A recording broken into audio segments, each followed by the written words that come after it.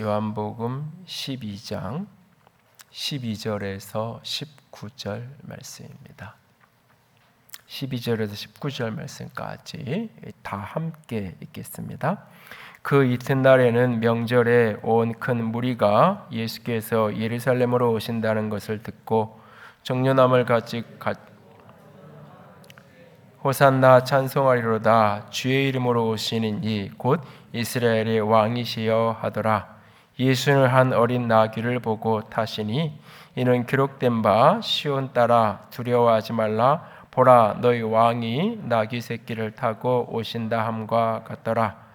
제자들은 처음에 이 일을 깨닫지 못하였다가 예수께서 영광을 얻으신 후에야 이것이 예수께 대하여 기록된 것임과 사람들이 예수께 이같이 한 것임을 생각났더라. 나사로를 무덤에서 불러내어 죽은 자 가운데서 살리실 때에 함께 있던 무리가 증언한지라. 이에 무리가 예수를 맞음은 이 표적 행하심을 들었음이로라. 바리새인들이 서로 말하되 볼지어다 너희 하는 일이 쓸데없다. 보라 온 세상이 그를 따르는도다 하니라. 아멘. 기도합니다. 영광의 하나님, 사랑의 하나님, 이 시간 주의 음성 듣기 원합니다. 주께서 우리 가운데 말씀하여 주시옵소서. 연약한 종을 십자가 뒤에 가려 주시고 살아계신 주님만, 우리 주님만 온전히 충만하심으로 드러나는 귀하고 복된 시간, 귀하고 복된 자리가 되도록 주께서 함께하여 주시옵소서. 주께서 말씀의 영으로, 생명의 영으로 충만케 하시기만을 간절히 원하며 우리 주님 예수님 이름으로 기도드렸습니다. 아멘. 인류 역사상 가장 길었던 한 주가 언제였을까요? 바로 그 한 주간을 뽑으라고 하면 그 기간 중에 하나가 예수님의 마지막 고난의 일주일이 되지 않을까 싶습니다. 주일 아침 안식 후 첫날 예루살렘 성을 입성하시는 것으로 시작을 해서 무덤의 깊은 침묵 속에 던져지셨던 토요일 날까지의 시간이 가장 긴 일주일일 것입니다. 예수님은 예루살렘에서 그렇게 예루살렘 성을 입성하셨는데 그날을 기억하고 기념하면서 교회는 오늘을 종려주일로 그리고 이번 한 주간을 고난주간으로 기억하게 됩니다. 월요일 날은 성전 청결의 날입니다. 예수님께서 성전을 더럽히고 있는 이들을 쫓아내시면서 만민의 기도하는 집, 만민을 위한 기도하는 집인 내 아버지 집을 강도의 소굴로 만들어 놓았다고 하시면서 꾸중을 하셨던 날입니다. 그래서 우리의 마음이, 우리의 몸이 하나님이 성령이 거하시는 전일지인데 오늘 우리 자신이 얼마나 하나님의 성전으로서 주님 앞에 정결하게 서 있나 자기를 돌아보며 성찰하는 날이 월요일 성전 청결의 날입니다. 화요일은 변론의 날입니다. 예수님의 마지막 일주일을 기록한 내용 중에 가장 많은 가르침들이 펼쳐졌던, 특별히 서기관들과 제사장들, 바리새인들과의 논쟁적인 장면 속에 많은 가르침을 나누셨던 말씀이 있는 날이 이 화요일이 되겠습니다. 그리고 이날 예수님이 예루살렘 성을 바라보시면서 예루살렘아 예루살렘아 탄식하고 아파하시면서 예루살렘의 멸망을 가슴 아파하는 모습이 기록된 날입니다. 수요일은 침묵의 날 또는 음모의 날이라고 불려지는 날입니다. 예수님의 행적에 대한 어떤 이야기도 기록이 없는 날이 수요일입니다. 아마 이날 예수님은 베다니에서 조용히 머무면서 자기 자신의 내면과 깊은 대화를 나누는 고뇌의 하루를 보내셨을 것입니다. 그렇게 예수님의 행적은 등장하지 않은 이날 바리새인들과 서기관과 제사장들은 예수님을 죽이려는 음모를 아주 구체적이고 실제적으로 진행하고 있던 날, 이 날이 수요일입니다. 그리고 목요일은 체포의 날 또는 예수님께서 제자들의 발을 씻기셨던 세족일이라고 불려지는 날입니다. 제자들이 준비해 놓은 유월절 만찬 예수님께서 최후의 만찬으로 나누시죠. 그리고 그 자리에서 예수님은 자신을 팔아먹을 가룟 유다의 발까지 씻기시면서 말씀하십니다. 너희가 서로 사랑하라고, 내가 너희를 사랑한 것처럼 너희가 서로 사랑하라고. 그렇게 시작된 예수님의 긴 마지막 고별 설교, 요한복음 14장에서부터 16장까지 등장하는 긴 고별사가 남겨집니다. 그리고 만찬 후에 예수님은 겟세마네로 들어가시고 그곳에서 땀방울이 휘방울 이대로 처절한 기도를 하십니다. 기도 후에 그 깊은 밤에 내려오시는 길목에 예수님은 체포되시죠.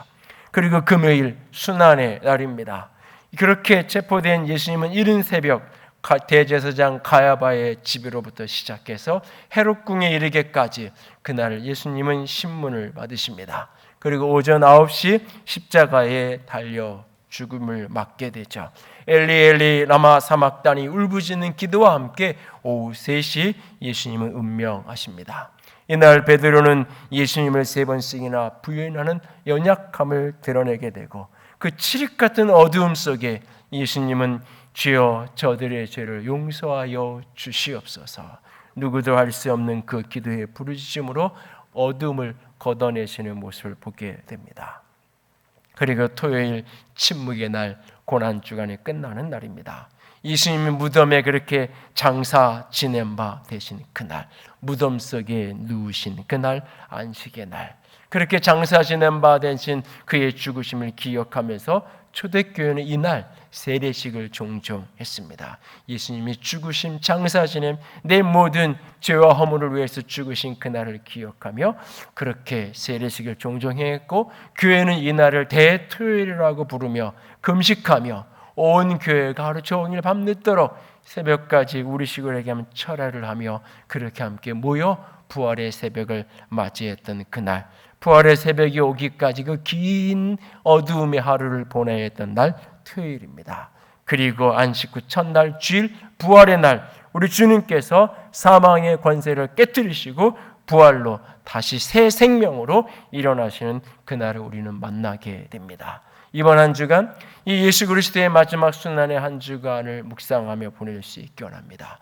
복음서에 예수님의 순환의 한 주간을 기록하고 있는 부분들을 한 주간 동안 묵상하면서 주 앞에 서서 다시 복음 앞에 서는, 다시 예수 그리스도의 십자가와 부활 앞에 서게 되어지는 이번 한 주간이 될 수 있기를 주님의 이름으로 부탁을 드립니다. 이 고난의 한 주간이 시작되는 이 시작, 주일날 아침 예수님은 사람들이 한 번도 타본 적이 없는 어린 나귀를 타고 예루살렘에 입성하십니다. 그날 어린 나귀를 타고 예루살렘을 입성하시는 그 예수님 곁에는 여러 무리의 사람들이 있었던 것을 보게 됩니다. 어떤 사람들은 평화의 상징인 정련나무 가지를 흔들면서 예수님을 향하여 환호하는 사람들이 있었고, 또 어떤 사람은 그런 예수님을 보면서 못내 불편한 그런 위협을 느끼는 어떤 사람들이 있었고, 또 예수님을 따라가지만 따라가면서도 따르는 의미가 무엇인지를 제대로 알지 못하던 사람들이 그곳에 있었습니다. 그날 그곳에 있었던 그 사람들을 오늘 같이 살펴보기를 원합니다. 그리고 그 속에서 우리 자신의 자화상을 볼 수 있기를 원합니다. 짧게는 오늘의 예루살렘을 입성하신 이 장면 한 장면이지만, 길게는 예수님의 순환의 한 주간 전체, 더 넓게는 예수님의 생애 전체 속에 예수님의 주변에 모여들었던 사람들, 예수님을 따른다고, 예수님 믿는다고, 때로는 스스로가 제자라고 불려지고 그렇게 고백했던 그 수많은 몰려들었던 사람들, 그 사람들의 각각의 모습들을 보면서 우리 자신을 볼 수 있기 원합니다. 그리고 만약에 내가 그날 거기에 있었다면 나는 어떤 그룹에 속했을까? 나는 어떤 모습으로 주님의 그 길을 바라보고 있었을까? 스스로 자문할 수 있기 원합니다. 그리고 오늘 나는 주님 앞에 어떻게 서기 원하는가? 어떻게 서야 될까? 그 물음에 답할 수 있기를 원합니다. 그날 예수님 곁에 있었던 여러 무리들, 그게 3가지 종류의 사람들이 있는 것을 보게 됩니다. 첫 번째, 그 곁에 있었던 사람들은 예수님으로 인해 열광하는 사람들이 그곳에 있었던 것을 보게 됩니다. 그날 예수님 곁에 있었던 첫 번째 무리들은 예수님 때문에 흥분하고 예수님 때문에 열광하며 예수님을 그렇게 환호하면서 예수님을 맡고 있는 그런 사람들이 그곳에 있었습니다. 본문 12절 말씀을 보십시오. 12절을 보면 이튿날 명절에, 유월절 시즌에 그 예루살렘의 유월절을 지키기 위해서 많은 사람들이 모여 있어요. 그런데 그들이 예수님께서 예루살렘으로 오신다는 것을 듣고 그날 그렇게 모여있는 사람들이 예수님이 예루살렘으로 온다는 그 소리를 듣고는 가장 먼저 무슨 일을 했냐면 13절에 정려나무 가지를 가지고 예수님을 맞으러 갔다라고 말하고 있습니다. 그러면서 그들이 하는 말이, 외치는 소리가 호산나 찬송하리로다 주의 이름으로 오시는 이곳 이스라엘의 왕이시로다 라고 그들이 소리치는, 이스라엘의 왕이 오셨어, 왕이 오늘 행차하신데 사람들이 그렇게 소리를 지르면서 정려나무 가지를 흔들면서 예수님을 맞으러 가고 있는 거예요. 정려나무는 이 평화를 상징하는 이 이제 감람나무, 올리브나무는 승리를 상징하는 그런, 그래서 로마에 이렇게 마라톤 같은 거 우승하고 나면 월계관을 씌워주고 이게 승리를 상징하는 것이 되어지고, 이 정려나무는 평화를 상징하는 팍스 로마 이런 표현을 쓰는데 로마의 평화를 상징하는 게 결국 이 정려나무예요. 그러니까는 왕의 권세, 왕의 능력으로 이 땅에 평화를 가져다 줄 분이 우리 가운데 오셨다라고 하면서 사람들이 흥분하면서 정려나무 가지를 꺾어서 들고 그렇게 예수님을 맞으러 가고 있었던 거예요. 이 장면을 누가복음 19장은 이렇게 묘사하고 있어요. 누가복음 19장 37절 같이 읽습니다. 이미 감람산 내리막길에 가까이 오심에 제자의 온 무리가 자기들이 본 바 모든 능한 일로 인하여 기뻐하며 큰 소리로 하나님을 찬양하여, 이렇게 예수님이 내리막 감람산에서 내려와서 기드론 골짜기를 건너 예루살렘으로 이렇게 들어오셔야 되는데 그 내려오시는 것을 보면서 이미 이들이 흥분해서 큰 소리를 지르고 있는 거예요. 뭐 때문에 흥분했냐? 여기 보니까 자기들이 본 바 모든 능한 일로 인하여 그들이 지금 흥분하고 열광하고 있어요. 무슨 일 때문인가? 바로 앞에 요한복음 11장에 언급되어져 있는 나사로를 살리는 사건이 직접적인 계기가 되는 거예요. 더 넓게는 예수님의 생애에 행했던 많은 일들이지만 직접적으로는 죽은 나사로를 살렸던 그 사건이 직접적 계기가 되어 있는 그 17절 가보세요.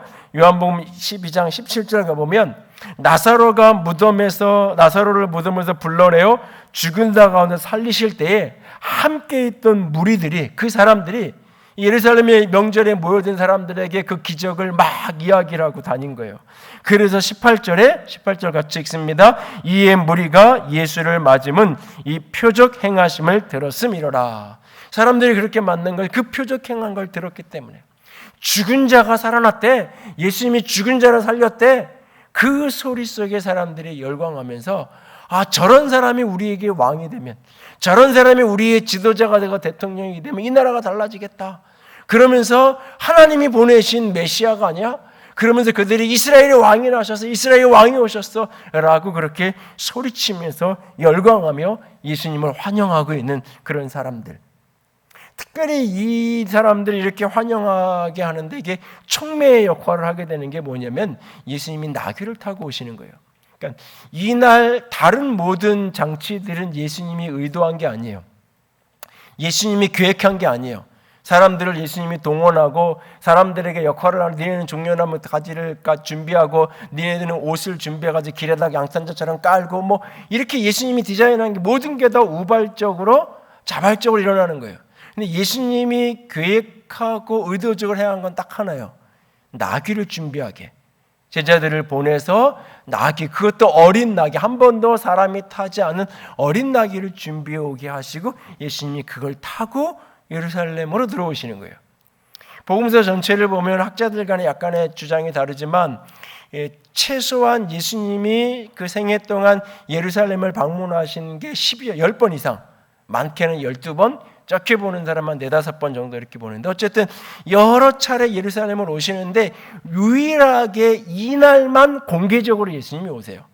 심지어는 다른 곳에서는 제자들이 가실 겁니까? 그러니까 난 안 가, 니네들만 가. 그래 놓고는 몰래 나중에 뒤에서 숨어서 예루살렘에 나타나시는, 뭐 굉장히 은밀하게 예루살렘을 오가는데 이날만은 공개적으로, 그것은 나귀를 타고 가세요. 그런데 이 나귀를 타셨다는 이 말씀은 스가랴서 9장 9절의 인용인데 어린 나귀를 타고 새끼 나귀를 타고 오셨다라고 하는 인용인데, 스가랴서 9장 9절을 보면 그는 공의로우시며 구원을 베푸시며 겸손하여서 나귀를 타셨다, 이렇게 번역이 되어 있어요.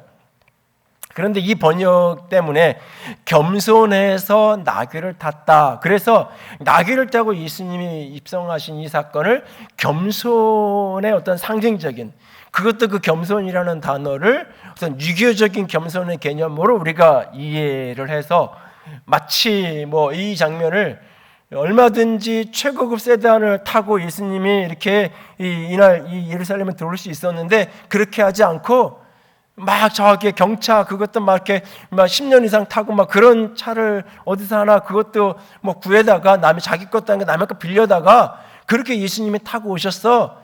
이 정도의 이야기랑 비슷한 것을, 이 장면을 오해하는 경우가 종종 있는데 그렇지 않아요. 나귀를 타셨다는 것은 어떤 느낌이냐면 조선시대에 가마를 탔다. 이조시대에 평민이 가마를 타고 어디를 움직일 수 없는 거죠. 가마가 지나간다는 것은 최고한 이렇게 고위직이 아니면 불가능한 거예요. 그러니까 나귀를 탄다, 이 말 자체가 사실은 가마 타고 오신다, 이런 느낌에 보통 평범한 사람들이 일상적으로 하는 일이 아니에요. 그리고 구약성경을 보면 솔로몬이 즉위식을 할 때 나귀를 타고 즉위식을 해요. 그러니까 왕이 즉위식할 때, 대통령 취임식할 때 대통령이 딱 타고 들어오는 그게 나귀. 솔로몬의 가장 번영하고 번성한, 다윗이 가장 힘이 강건한, 이스라엘의 제국이 가장 강건할 때 왕이 즉위하는데 나귀를 타고 들어가거든요. 이집트나 이런 데 문화사도, 고대사도 보면 나귀가 그런 어떤 왕들이 타고 이런 모습들로 종종 여러 장면에 등장을 해요. 그래서 이 나귀를 타고 오셨다는 이 장면을 사람들이 떠올리는데, 여기 이 스가랴서 본문을 겸손하여서 나귀를 탔다, 이렇게 번역도 가능한데 사실 이거는 끊어도 돼요. 예수님은 공의로우시고 구원을 베푸시고 겸손하시고 나귀를 타신다. 겸손하고 번역한 이 번역도 의역이에요. 직역하면 가난하시고, 예수님은 이 땅에 왕이 오실 건데 그 왕은 어떤 분이냐? 그분은 공의로우신 분이고, 그분은 우리에게 구원을 베푸실 자고, 그분은 가난한 분이시고, 그분은 나귀를 타실 것이다. 이게 이 땅에 오신 예수 그리스도에 대한, 예수님이 어떤, 이 땅에 왕으로 오실 예수님이 어떤 분일지에 대한 아주 상징적인 예언을 4가지 서로 다른 예언을 하고 있는 거예요. 그런데 이것을 이제 번역을 겸손해서, 원인과 결과로 겸손하기 때문에 나귀를 탔다, 이렇게 번역을 해서 이제 오해를 하는 경우가 종종 있는데, 그러니까 다시 말해 사람들이 안 그래도 기적의 기사, 죽은 자를 살리고 그런 이야기 속에서 흥분이 돼서 종려나무 가지를 끊고 와서 이렇게 열광하고 있는데 마침 예수님이 나귀를 타고 오고 있는 거예요. 이전 같으면 예수님이 조용히 숨어서 오든지 걸어올 건데 나귀를 타고, 그 모습의 사람은 더 이렇게 흥분이, 진짜 이제 왕의 때가 됐나 봐. 스가랴서의 왕이, 이스라엘의 왕이, 평강의 왕이 나귀를 타고, 어린 나귀를 타고 온다 그러는데 진짜 그 말씀의 성취로 우리의 왕이 오셨어. 더 한층 흥분이 돼서 사람들이 이스라엘의 왕이 오셨다고 소리치고 있는 이 장면들이 펼쳐지는 거예요. 사람들이 왜 이렇게 흥분하고 있을까요? 이유는 딱 하나예요. 자신들이 원하는 것을 해줄 수 있어. 이제 예수님이 왕이 되면 내가 원하는 걸 가질 수 있어라고 하는, 오늘날 수많은 사람들이 어떤 정치적인 지도자에게 흥분하는 이유의 핵심이 그거죠. 그 사람이 평소에 좋아하고 그게 아니에요. 그 사람이 대통령이 되면, 지장이 되면 내가 원하는 거 해줄 수 있어. 해줄 수 있어. 그런 어떤 생각에 투영되는 거잖아요. 그래서 흥분하는 거잖아요, 사람들이. 오늘 이 모든 사람들이 흥분하는 이유가 뭐냐면, 열광하는 이유가 예수님이 우리의 왕으로 오시면 이제는 내 문제가 해결해 주실 거야. 예수님이 내 모든 문제를 풀어주게 해결해 주실 거야. 그런 마음에 사람들이 열광하며 예수님께로 모여들고 있는 거죠. 오늘 우리가 신앙하는 이유 중에 하나도 예수님을 만나면 예수님이 모든 내 인생의 문제를 해결해 줄 거라는 생각 속에 예수님을 찾아오잖아요. 내가 원하는 것, 내가 필요한 것, 내가 생각하는 걸 다 해줄 수 있을 거라고 생각하고 내가 주님을 찾는, 주님 앞에 열광하는, 때로는 그런 간증, 간증이 굉장히 조심스럽게 절제되어야 되는 이유 중에 하나가 이런 사람들을 열광하게 만드는 도구로 오히려 쓰여질 수 있어요. 내가 열심히 기도하고 뭐 이렇게 믿음의 방식을 이렇게 했더니 우리 아이들이 이렇게 성공했다더라. 그 얘기 속에 사람들이 나도 저분이 한 방식대로 저렇게 하면 우리 애도 저렇게 되겠구나라고 생각하고 열광하죠. 그래서 뭔가를 해보죠. 근데 사실은 될 때도 있는데 안 되는 경우도 많잖아요. 처음 신앙의 출발은 사실은 예수님을 만나면 내 인생에 그게 육체의 병이든지 뭐 가정의 어려움이든지 이것을 예수님을 만나면 해결해 줄 수 있다는 그 사실로 사실 시작이 하는 거예요. 근데 신앙의 걸음을 떼가 보면 그렇지 않을 때가 많잖아요. 그래서 어떤 분은 솔직하고 정직하게 저한테 되물어요. 속았다고. 예수님 믿으면 교회 나오면 모든 게 잘 되고 엔조이 할 수 있을 줄 알았는데 그게 아니라고. 그때 사실 이제 고민을 하는 거죠.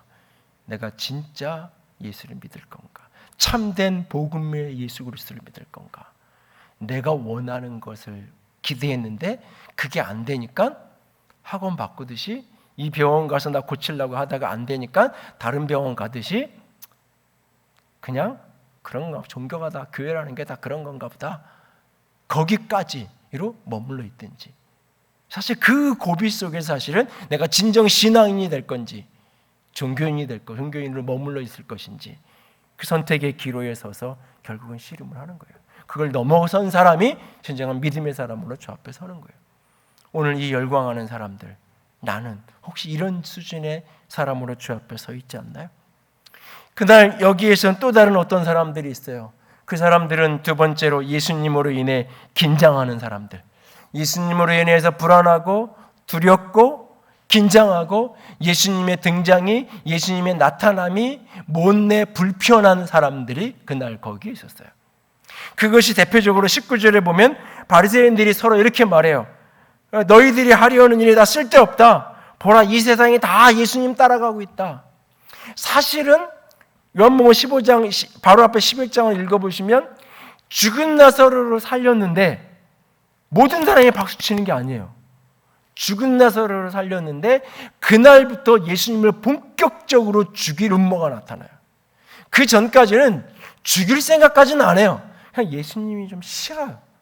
그런데 이 죽은 나사로까지 살리고 나니까 진짜 이제 예수님을 죽일 구체적인 계획까지 세우기 시작을 해요. 그런데 저렇게 사람들이 많이 예수님을 따르는데 너 그 예수님 죽이려는 암살하려는 그거 음모 아무 소용없게 됐어. 지금 그런 이야기를 하고 있는 거예요. 그만큼 예수님이 싫은 거예요. 왜? 사람들이 다 예수님께로 가는 걸 보면서 이제 불안한. 당시의 종교 지도자들은 자기들이 가져야 될 인기가 예수님께로 가는 게 불안한 거고, 그 헤롯 땅이나 헤롯과 연결된 로마와 연결된 이 정치 리더십들은 이게 어떤 이 쿠데타, 혁명, 반역 이런 걸로 발전하지 않을까? 이게 아주 불안하면서 긴장하면서 위협적인 그런 것으로 보는 거예요. 여러분, 예를 들어 지금 이 서울시장 선거한다고 이렇게 한참 하는데, 이 선거 유세를 하는데 누가 이렇게 후보가 딱 올라오는데 우리의 다음 차기 대통령, 우리의 청와대 주인이 누가 오십니다. 만약에 그러면 그 사람에게 덕담을 하고 이게 이렇게 시장하고 다음에는 그렇게 하십시오, 이렇게 좋은 이야기를 사적으로 할 수 있는지 모르지만 만약 공개적으로 막 그러면 저 블루하우스에 있는 분이 불편하지 않겠어요? 내가 현직에 있는데 그러면서 우리 대통령님 나오십니다. 이렇게 얘기한다면 이거 좋게 볼 사람이 누가 있겠어요? 뻔히 지금 로마의 황제가 있고 헤롯이라는 왕이, 군모 왕이 있고, 그리고 로마가 파견한 총독 벨라도가 있는데 이스라엘의 왕이 오십니다. 그래서 왕의 행차라는 퍼포먼스를 하고 있는 솔로몬이 지기시게 탔던 그 나귀를 타고 사람들이 평화를 상징하는 종려나무 가지를 흔들면서 수많은 사람들이 열광하면서 이스라엘의 왕이 오셨다, 왕이 오셨다, 이 땅에 이제 평화가 이루어질 것이다, 이 사실, 이걸 바라보는 어떤 사람들은 굉장히 불편한 거예요.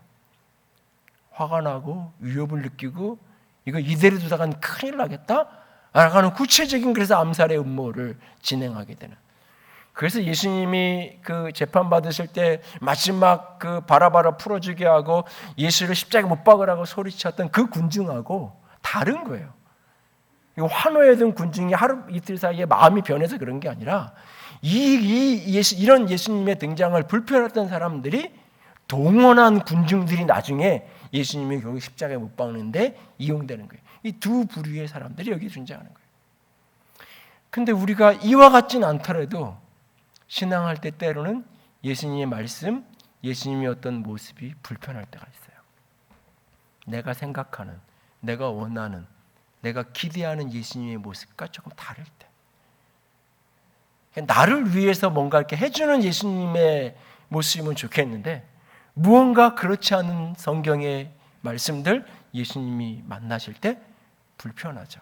그래서 애써 외면하기도 하고 그런 성경 구절은 그냥 스킵해서 넘어가기도 하고 애써 그러고 싶은 어떤 부분들, 불편한 예수님의 가르침들이, 성경의 가르침들이 애써 나에게 불편한, 그게 옳으냐 그러냐의 문제가 아니라 나에게 불편한, 그러니까 그냥 덮어두고 잘 읽지 않으려고 하는, 잘 가까이 하려고 하지 않는 그 어떤 부분들이 우리 속에 따로 있지 않나요?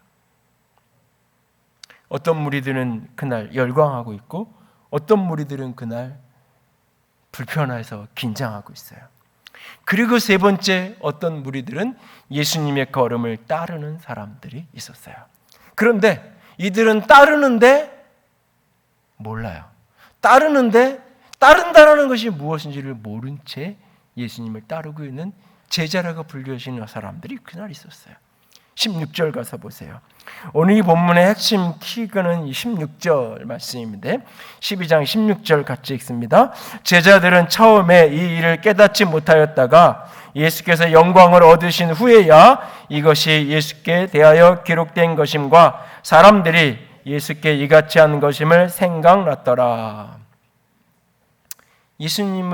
어떤 사람들은 예수님을 통해서 자기 원하는 것을 취할 수 있다고 생각하면서 열광하고 있고, 어떤 사람들은 긴장하며 불안해하고 두려워하고 위협을 느끼고 있어요. 그 속에서 예수님이 가는 그 길을 불안불안하게 따라가는 제자들이 있어요. 이들의 마음속에는 이 열광하는 이 사람들에 동조하고 싶고 그런 일을 예수님이 해주셨으면 좋겠는 기대가 있어요. 그러나 동시에 예수님에 대해 위협적인 이런 어떤 이 불안해한 이런 하고 불편해하는 사람들의 어떤 것도 느끼기 있기 때문에 또 역시 저 사람들을 공격하면 어떻게 하지? 이런 불안감도 있는 채로 예수님을 따라가고 있어요. 그날 예수님이 어린 나귀를 타고 그렇게 가세요. 사람들이 저렇게 열광하는데 예수님이 그걸 제재하지 않으세요. 오히려 불편해하는 사람들이 와서 저 사람을 좀 책망하라고, 당신 가만히 있으면 어떻게 하냐고, 이스라엘의 왕이 지금 저희 헤롯 왕이 있고 이제 로마의 총독이 있는데 어떻게 당신을 왕이라고 하는 저런 사람들을 아무 제재하지 않고 가만두냐고. 근데 예수님은 제재하지 않아요. 알 듯 모를 듯. 너희들이 하나님을 찬양하지 않으면 저 돌들이라도 들어서 하나님의 영광 받으시고 찬양 받으실 것이다. 이 소리가 도대체 뭔 소리인지 그냥 용납하는 것 같은 그런 모습 속에 예수님이 길을 가고 계세요. 제자들이 그 길을 따라가요. 이게 무슨 뜻인지 잘 모르겠어요. 근데 십자가를 지나가고 부활이 지나가고 나서야 이게 어떤 뜻이구나 하는 깨닫게 되는 거예요. 예수님이 왕은 맞는데 열광하는 저들이 기대했던 것처럼 이 세상의 왕이 아니라, 이 세상의 정치적인 물질적인 그런 해방자가 아니라 진정한 우리를 죽음에서 죄에서 영원한 생명으로 이끌으실, 이 세상에서만 왕이 아니라 이 세상과 저 세상의 왕이신 참된 하나님의 아들로 이 땅에 오신 왕이시구나. 죽음의 권세를 깨뜨리신, 이 세상에서 어떤 부를 가졌고 이 세상에서 어떤 권력을 가졌어도 결국 죽음 앞에 한 사람의 연약한 인간일 수밖에 없는, 유약한 존재일 수밖에 없는 인간, 그런데 그 죽음의 문제를 정복하신 구원자, 죽음의 문제를 깨뜨리시고 이기신 왕, 그분이 예수님이시구나. 십자가를 지나고 부활을 만난 후에, 부활의 주님을 만난 후에 그것이 깨달아지고 알아지는 거예요. 그리고는 그래서 그날 당신이 이스라엘의 오늘 왕으로 등극하시는 그 일을 위해서 십자가 넘어 부활로 왕의 자리에 오르실 것을, 그 첫 출발을 저 어린 나귀를 타고 오신 저 상징적 행동으로 그렇게 알려주신 거구나, 나중에야 깨닫게 되는 거예요. 그리고 그 왕이 제자들에게 주신 마지막 명령이 뭐냐면 너는 나를 따르라. 요한복음의 마지막 요한복음 21장의 마지막으로 예수님이 제자들에게 남기는, 특별히 베드로에게 던지는 말씀, 너는 나를 따르라. 마지막으로 왕이신 그분께서 우리에게 요청하시는 부름은 너는 나를 따르라는 거예요. 그런데 고민은 너는 나를 따르라고 하시고는 하늘로 올라가 버리세요. 어떻게 따라가요? 너는 나를 따르라! 그리고 하늘로 올라가 보세요. 요한복음 21장과 사도행전 1장을 연속해서 읽으면 그 분위기가 이해가 돼요. 너는 나를 따르라! 그런데 사도행전 1장 딱 넘어가면 예수님이 하늘로 딱 올라가요. 제자들이 멀뚱멀뚱 하늘만 쳐다보고 있어요. 왜 쳐다보고 있는지 이해가 돼요. 자세히 그 부분을 끊어놓지 않고 그냥 연속적으로 분위기를 상상하면서 읽어보면 따라오라 그랬어요. 그리고 가버렸어요. 어떻게 하는 게 따라가는 거예요? 예수님이 살았던 방식대로, 예수님이 지셨던 십자가, 내 몫의 십자가, 자기 십자가를 지고 살아가는 것, 그것이 주님을 따라가는 거죠. 자기 십자가를 지고, 내 몫의 자기 십자가를 지고, 그 이야기가 사도행전의 역사. 내 몫의 자기 십자가를 지고 주님을 따라갔던 제자들과 교회의 이야기가 사도행전에 펼쳐지는 거예요. 예수님은 어떤 모습으로 그 길을 가셨는가? 어떤 모습으로? 오늘 본문의 속에서 특별히 요한복음 전체 뒷부분까지 연결시키면서 몇 가지를 조금 더 정리합니다. 예수님을 따라가는 제자로 살아가고 예수님을 따라간다는 것은 첫 번째로 자기 원함이 아닌 하나님의 원함을 구하는 거예요. 자기 영광이 아닌 하나님의 영광을 추구하는 거예요. 자기 뜻이 아닌 하나님의 뜻을 따라가는 거예요. 예수님은 요한복음 17장에 기도하시면서 아들로 아버지를 영화롭게 하게 하옵소서, 자신의 십자가를 통하여 하나님의 영광 받으시옵소서. 예수님은 겟세마네에서 기도할 때 나의 원대로 마옵시고 아버지의 원대로 하옵소서. 내가 주님을 따라간다는 것은 내 뜻을 이루어질 그런 하나님을 내가 한 명 두는 게 아니라 내 원하는 것을 성취해 줄 신을 하나 내가 구하는 게 아니라 내 원함을 꺾고 내 원함을 내려놓고 따라가야 될 하나님의 원함을 구해야 될 그분을 따라가는 것. 내 원함을 내려놓고 그분의 원함을 붙드는 것. 이것이 제자로 살아가는 거예요. 사실은 제가 잘 안 쓰는 언어 중에 하나가 내려놓는다. 특별히 일상생활에서 거의 안 써요. 안 쓸 뿐만 아니라 이런 말을 자주 쓰는 사람들을 좀 불편해 하기도 하는데, 신앙인들이 대표적으로 오용하는 말 중에 하나가 내려놓음이기 때문에 그래요. 자기 하기 싫은 일 하기 싫어서 안 하면서 나 내려놓을 거야 라고 얘기를 해요. 굉장한 신앙적 결단이 거기에 담겨 있는 것처럼, 굉장한 믿음의 의미가 거기에 담겨져 있는 것처럼, 사실 하기 싫어서 안 하는 건데, 하기 싫고 또는 뭔가 할 수 없는 이유가 생겼고 그래서 그만두는 건데, 진짜 하고 싶고 할 능력도 있는데 하나님이 원하지 않아서 내가 그거를 포기해야 돼. 그럴 때 쓰는 게 내려놓는단 말이에요. 내 뜻을 하나님의 뜻 앞에 굴복시킬 때 그게 내려놓는 건데, 대부분은 내가 원하는 일을 하면서 내가 원하는 골칫거리 하나 떠넘기면서 내려놓았어 라고 이야기해요. 그냥 힘든 일 그만하려고, 너무 어려워서 너무 부담되고 벅차서 올해는 1년 쉬려고. 그게 정직한 표현이에요. 괜히 거기다 신앙적인 그게 무슨 특별한 믿음의 결단인 것처럼 포장을, 가식적인 포장을 씌울 필요가 없어요. 자기 내면을 정직하게 표현해요. 진짜 내가 주님을 따르기 원하는 사람은 내 원함을 하나님의 원함 아래에 내려놓고 하나님의 원함을, 하나님의 뜻을 구하는 사람, 이게 주님을 따르는 제자예요. 두 번째는 자기 괴로움이 아닌 하나님의 부르심을 이루어가는 사람이에요. 주님을 따라가는 그 여정 속에 괴로울 때가 있어요. 그런데 그 괴로움을 넘어서서 하나님의 부르심을 이루어가는 것, 그것이 주님을 따르는 사람이에요. 요한복음 12장 27절 봐보세요. 12장 27절에 예수님이 당신의 마음을 이렇게 표현하세요. 27절 같이 읽습니다. 지금 내 마음이 괴로우니 무슨 말을 하리요? 아버지여 나를 구원하여 이때를 면하게 하여 주옵소서. 그러나 내가 이를 위하여 이때에 왔나이다. 나를 면하게 해 주십시오. 너무 괴로워서 가고 싶지 않은 거예요. 이때 요한복음 전체에 때라는 키워드가 자주 등장하면서 예수님의 생애를 설명하는데, 그런데 그 때가 됐어요. 십자가 부활의 때, 자신의 부르심을 이루어야 될 때. 근데 괴로워요. 자신의 괴로움을 내려놓고 자신의 괴로움을 넘어서서 하나님의 부르심, 하나님의 사명에 순종하는, 하나님의 사명을 이루어가는 것, 그것이 바로 제자의 여정인 거예요. 제자의 여정. 그리스도인들이 착각하지 마세요. 내가 괴로우면 안 하는 거, 그게 하나님의 뜻이라고요? 자원함이 안 생기는데, 기쁨이 안 생기는데 억지로 하는 게 무슨 의미가 있겠냐고요? 아니요. 때로는 너무너무 하기 싫은데도, 너무너무 하기 버거운데도 하나님이 내게 주신 부르심이 그 사명이면 감당할 때가 있는 거예요. 그게 제자의 삶이에요. 물론 그것이 기쁨이 있고 이 열정이 생기면 좋겠지만 때로 그렇지 않다 할지라도 너무너무 괴로워요. 그런데도 내 때이기 때문에 나는 간다고 예수님이 말씀하고 계세요. 지금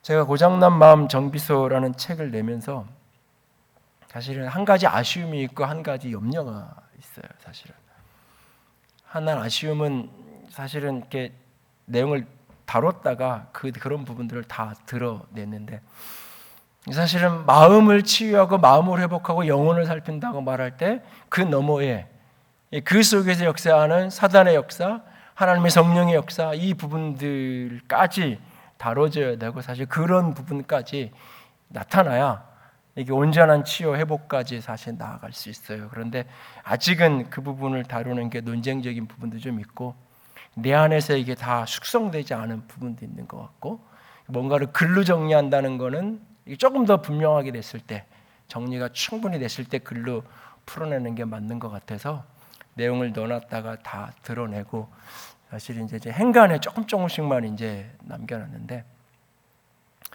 이게 사실은 사람의 치유 회복이라는 게 정서적인 상담과 어떤 만짐, 이건 너머에 하나님께서 직접 행하시는, 성령께서 직접 다루시는 어떤 부분들, 거기에 영적 전쟁의 차원들이 있기 때문에 여기까지 가야 더 나은, 더 깊은 사실은 치유 회복의 자리까지 나아갈 수 있어요.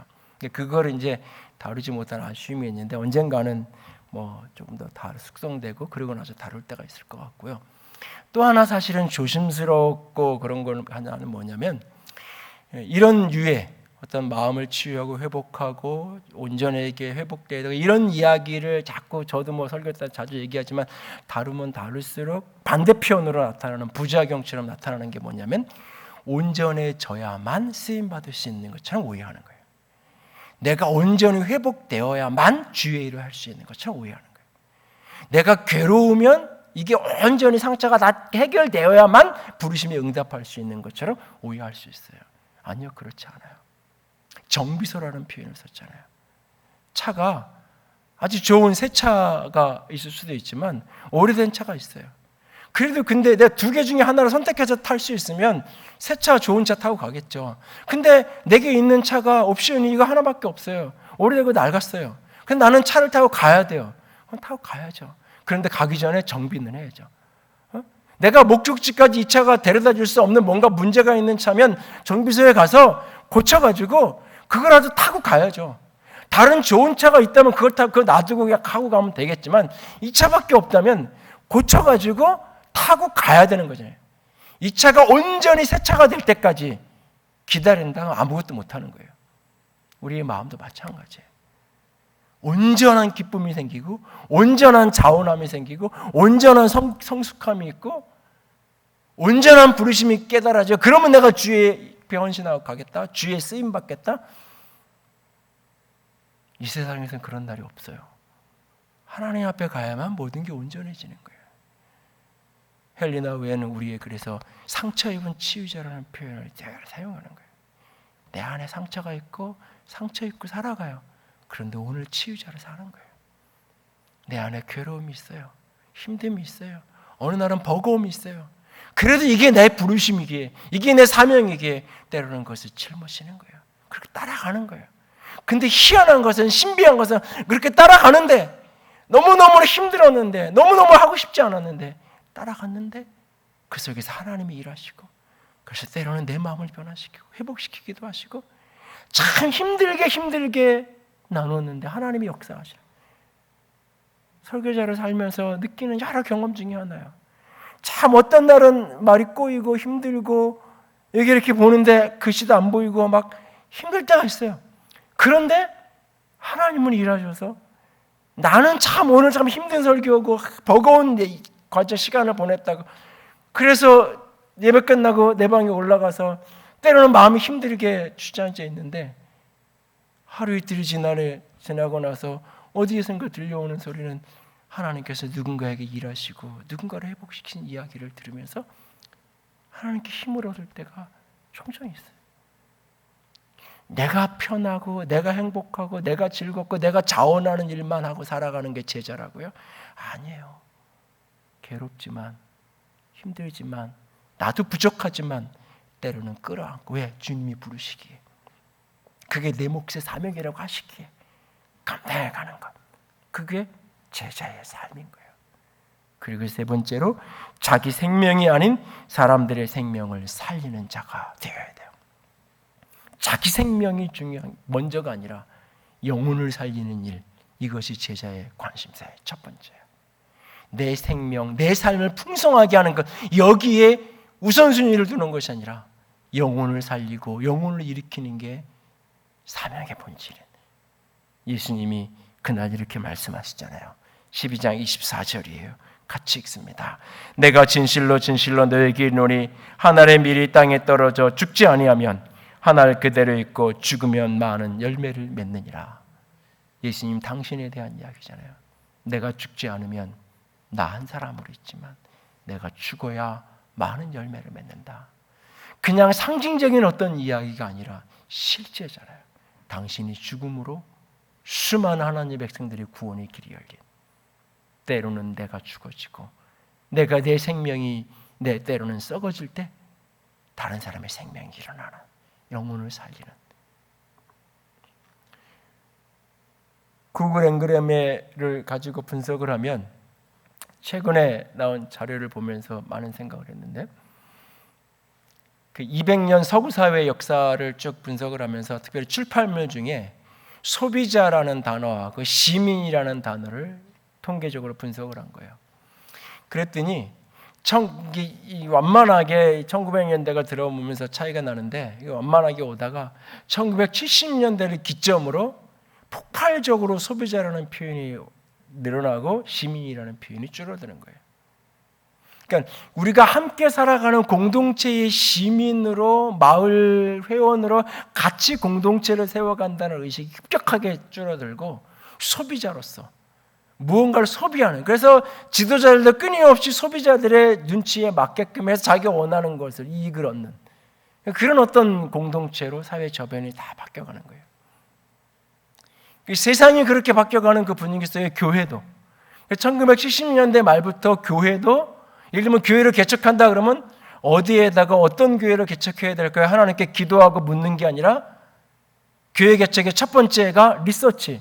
내가 개척하려고 하는 마을에 가서 거기에 사는 사람이 어떤 사람이 살고 그 사람들의 취향이 어떤 거, 그래서 그 사람들에게 눈높이에 맞는 교회는 이런 교회가 되어야 돼 라고 그 현장에 대한 리서치부터 먼저 하라고 가르치죠.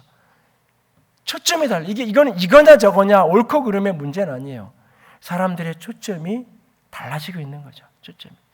근데 신앙의 패턴도 그런 변화 속에서 내가 공동체를 같이 세워가고 교회 공동체를 같이 이루어가고 하나님의 나라를 같이 하나님의 백성으로서 세워간다는 의식이 급격하게 떨어지면서 소비자로서 내가 소비할 수 있는 좋은 상품이 이 교회에 있을 때 내가 거기에 머물러서 그걸 소비하고 어느 날 그 소비할 게 다 떨어지면 언제든지 다른 곳으로 내가 옮겨갈 수 있고, 내가 좋아하는 목사님이 담임 목사로 있을 때는 그 교회에 있지만 그 목사님이 사임하고 딴 데 가면 같이 쪼르륵 거기 따라가가지고 이 교회는 그냥 공동체가 아니었던 거예요.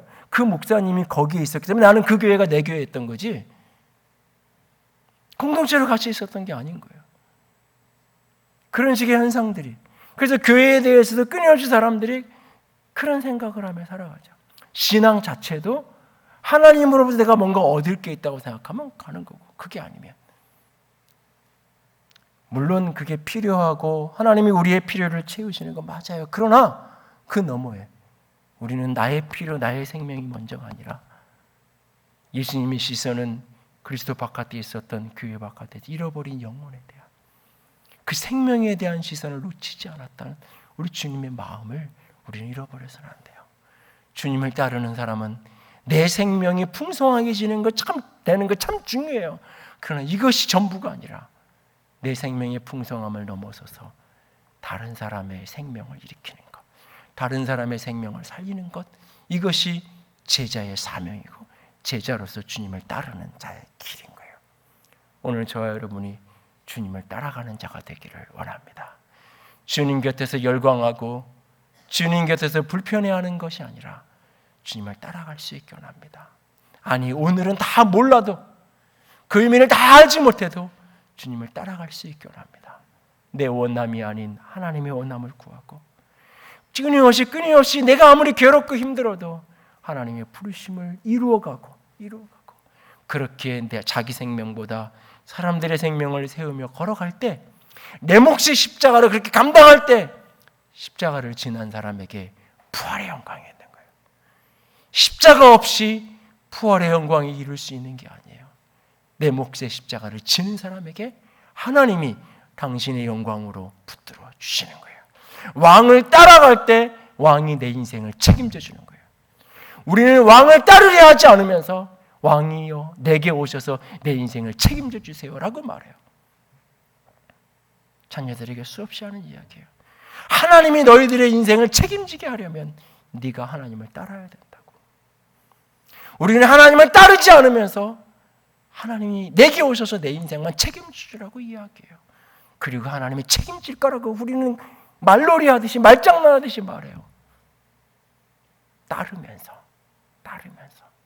실제로 그렇게 따라가면 하나님은 책임져 주십니다. 십자가 넘어 부활의 영광에까지 이룰 수 있는, 주님을 온전히 따르는 저와 여러분이 될 수 있기를 주님의 이름으로 부탁을 드립니다.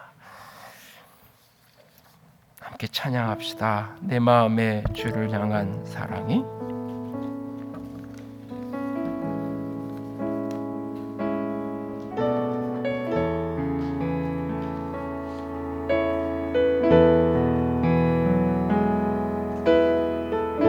내 마음에 주를,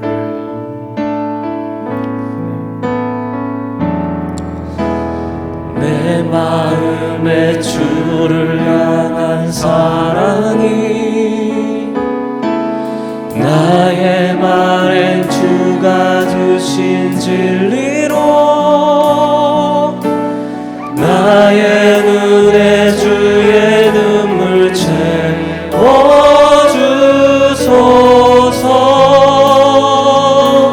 내 입술에 찬양의 향기가, 내 입술에 찬양의 향기가, 주를 닮은 성김, 두 손에는 주를 닮은 섬김이, 나의 삶에 주의 흔적 남겨하소서. 하나님의 사랑이, 하나님의 사랑이 영원히 함께하리. 십자가의 길을 걷는 자에게, 순교자의 삶을 사는 이에게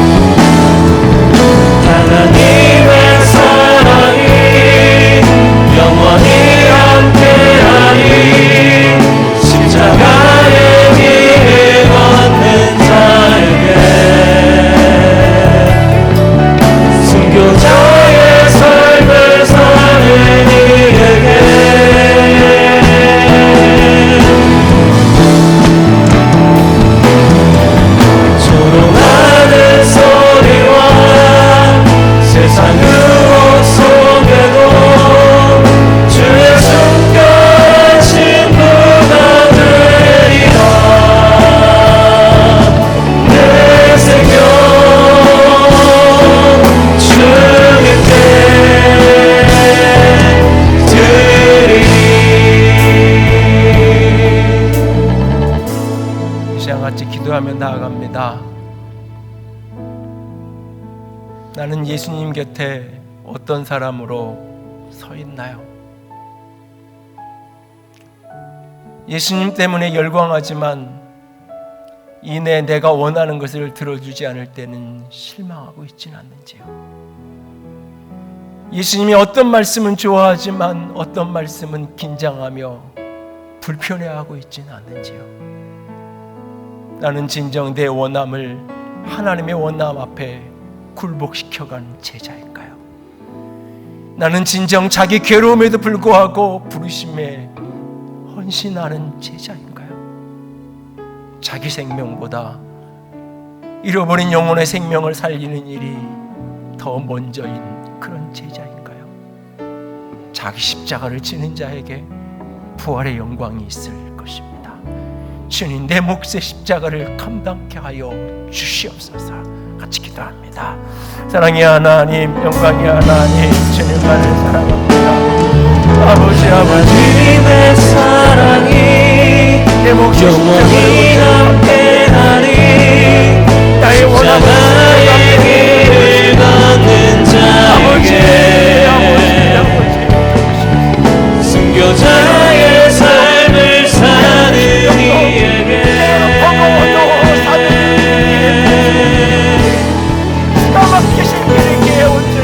조롱하는 소리와 세상 유혹 속에도 주의 순결한 신부가 되리라.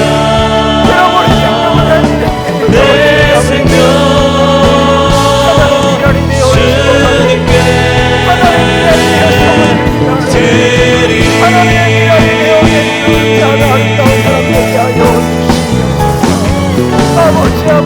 하나님의 사랑이 영원히 함께하리. 십자가의 길을 걷는 자에게 순교자의 삶을 사는 이에게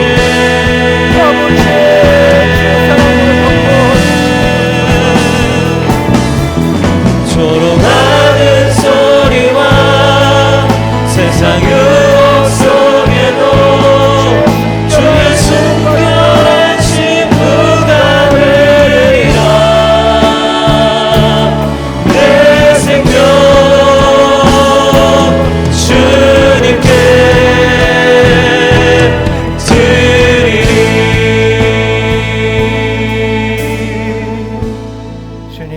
주님 사랑합니다.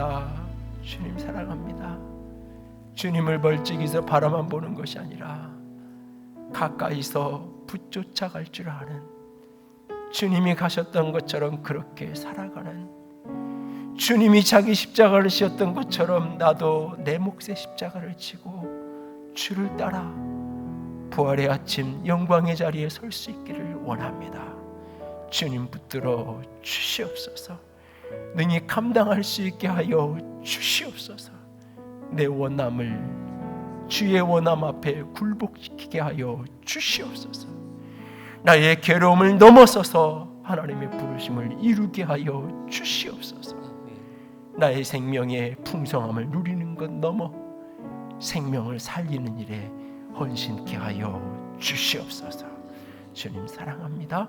주의 이름으로 축복합니다. 우리 주님 예수님 이름으로 기도드렸습니다. 아멘.